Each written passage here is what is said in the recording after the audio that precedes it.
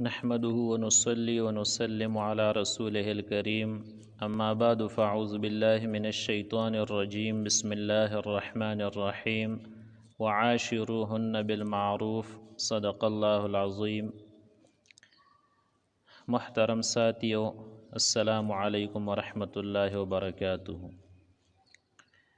اسلام میں خاندانی زندگی کا آغاز شوہر اور بیوی کے پاکیزہ ازدواجی تعلق سے ہوتا ہے۔ اس تعلق کی خوشگواری اور استواری اسی وقت ممکن ہے جب شوہر اور بیوی دونوں ہی ازدواجی زندگی کے آداب و فرائض سے بخوبی واقف ہو اور ان آداب کو بجا لانے کے لیے پوری دلسوزی، خلوص اور یکسوئی کے ساتھ سرگرم کار بھی ہو۔ اس سلسلے میں ہم ان باتوں کو بیان کریں گے جن کا تعلق میاں بیوی سے ہے۔ پہلے ان باتوں کو بیان کریں گے جن کا تعلق شوہر سے ہے، اور پھر ان باتوں کو بیان کریں گے جن کا تعلق بیوی سے ہے۔ شوہر پر بیوی کے بہت سے حقوق ہے۔ اسلام میں سب سے پہلا حق وہ بیوی کے ساتھ اچھے سلوک کی زندگی گزارنا ہے۔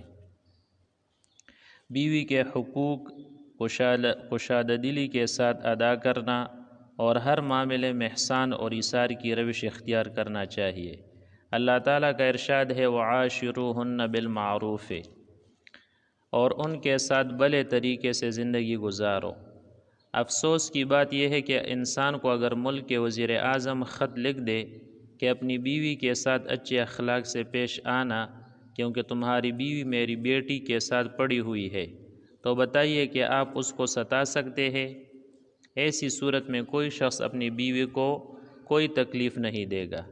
اسی طرح اگر شیر کے ساتھ کوئی چلے اور شیر کہہ دے کہ آج کسی لڑکی کو مت دیکھنا، اور ورنہ سمجھ لو کہ اگر میں صرف ہوں سے آواز لگا دوں تو تمہارا قبض ٹوٹ جائے گا، تو انسان کیا کرے گا؟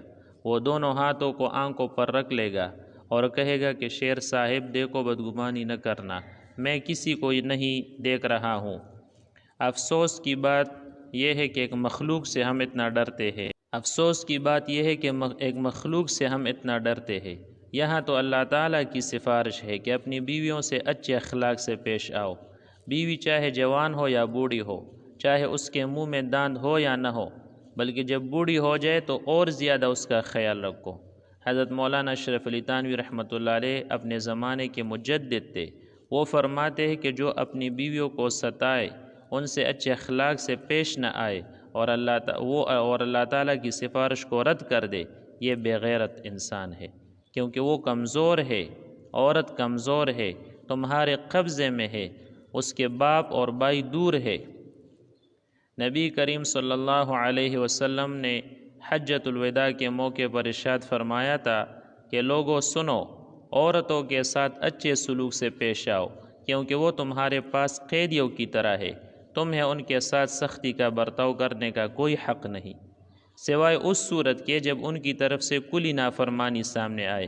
اگر وہ ایسا کر بیٹھے تو پھر خوابگاہوں میں ان سے علیحدہ رہو اور انہیں مارو، تو ایسا نہ مارنا کہ شدید چوٹ آ جائے، اور پھر جب وہ کہنے پر چلنے لگی تو ان کو خواہ مخواہ ستانے کے لیے بہانے نہ ڈھونڈو۔ دیکھو سنو، تمہارے کچھ حقوق تمہاری بیویوں پر ہے اور تمہاری بیویوں کے کچھ حقوق تم پر ہے۔ ان پر تمہارا حق یہ ہے کہ وہ تمہارے بستروں کو ان لوگوں سے نہ رندوائے جن کو تم ناپسند کرتے ہو، اور تمہارے گھروں میں ایسے لوگوں کو ہرگز نہ گھسنے دے جن کا تمہیں آنا ناگوار ہو۔ اور سنو، ان کا تم پر حق یہ ہے کہ تم انہیں اچھا کھلاؤ اور اچھا پہناؤ، یعنی ان کے کھلانے پلانے کا ایسا انتظام کرو جو زوجین کے بے مثال قربت، قلبی تعلق اور جذبہ رفاقت کے شائع نشان ہو۔ وما علینا الا البلاغ۔